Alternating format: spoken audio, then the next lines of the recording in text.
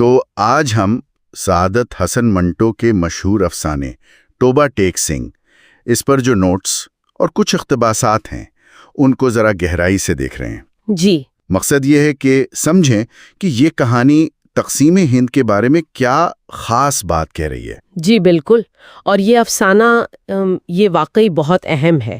لاہور کا پاگل خانہ اور اس کے ذریعے تقسیم کا جو انسانی پہلو ہے، شناخت کا بحران، سرحدوں کا بے معنی پن، یہ سب سامنے آتا ہے۔ ہاں، تو ان نوٹ سے کوشش کرتے ہیں اس کو سمجھنے کی۔ اچھا، تو کہانی کا جو مرکز ہے وہ بشن سنگھ ہے، جو اپنے گاؤں توبہ ٹیک سنگھ کے نام سے ہی مشہور تھا۔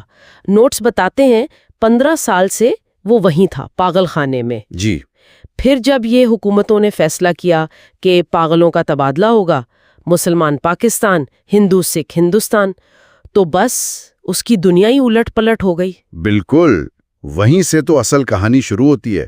بشن سنگھ جو سکھ تھا، اس کے لیے سب سے بڑا سوال، یوں سمجھیں کہ زندگی کا سوال بن گیا کہ اس کا گاؤں توبہ ٹیک سنگھ وہ کہاں ہے، ہندوستان میں یا پاکستان میں؟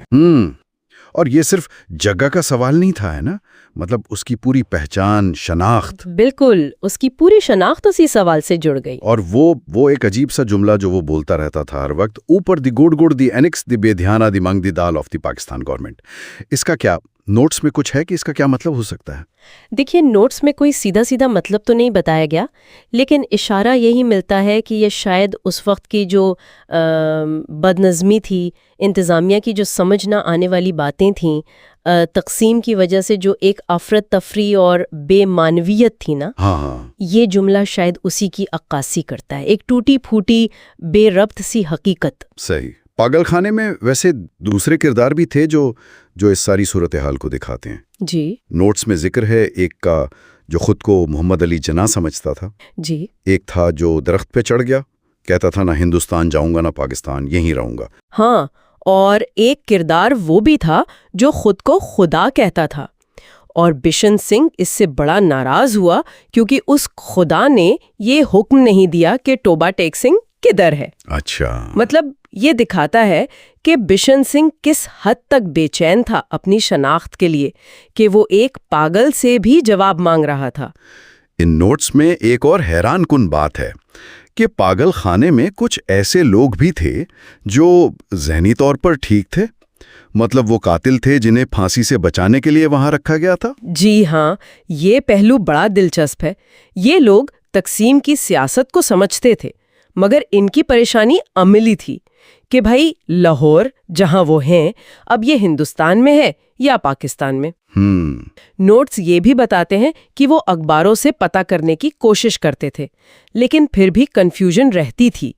اس سے یہ پتہ چلتا ہے کہ یہ الجھن صرف پاگلوں کی نہیں تھی، بلکہ جو سمجھدار تھے وہ بھی پریشان تھے۔ بشن سنگھ کی ایک اور بات جو نوٹس میں ہے، وہ جب اس سے کوئی ملنے آتا تھا رشتہ دار تو وہ بڑا تیار ہوتا تھا، نہانا، صاف کپڑے پہننا، تیل کنگھی کرنا، لیکن پھر ان سے مل کر چپ رہتا تھا۔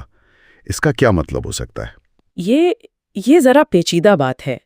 ہو سکتا ہے یہ ماضی سے جڑے رہنے کی ایک آخری کوشش ہو، رسمی سی، حالانکہ ذہنی طور پر وہ شاید کٹ چکا تھا۔ ہاں، یا شاید بس ایک عادت بن گئی تھی جو اس کے اندر جو ٹوٹ پھوٹ تھی اس سے بالکل الگ تھی، اور اس کا چپ رہنا شاید یہ کہ اب کہنے کو کچھ تھا ہی نہیں، یا وہ زبان ہی نہیں رہی تھی جس میں وہ بات کر سکے۔ اور پھر کہانی کا انجام وہ تو بہت ہی المناک ہے۔ جب تبادلہ ہو رہا تھا، اسے سرحد پار ہندوستان بھیجنے لگے تو وہ وہیں گر گیا اور مر گیا۔ جی، اور نوٹس اس بات پر زور دیتے ہیں کہ وہ گرا کہاں؟